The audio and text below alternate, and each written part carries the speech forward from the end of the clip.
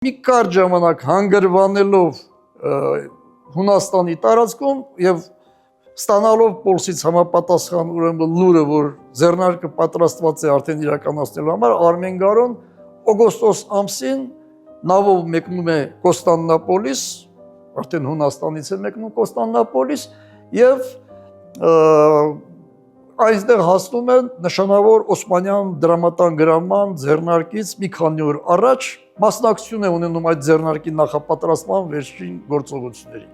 Այս շրջանում է, որ Արմեն Գարոն ըստ էության արդեն կարծեք մենք տեսնում ենք հայտնում է դաշնակցություն կուսակցության շարքերում եւ արդեն իսկ հանդես է գալիս որպես դաշնակցական գործիչ, որովհետեւ այն փորձերը, երբ նրանք փորձում են 1894 թվականից դաշնակցական համարել, այդքան արդարացված չէ, ինքն իսկ իր հուշերում հետագայում խոսում է այս շրջանում իր գաղափարներում տեղի ունեցած բեկման մասին։ Թեև միաժամանակ ինքը Արմեն Գարոն պարզ հայտարարում էր, որ բոլոր դեպքերում ինքը դառնալով դաշնակցական դեմ էր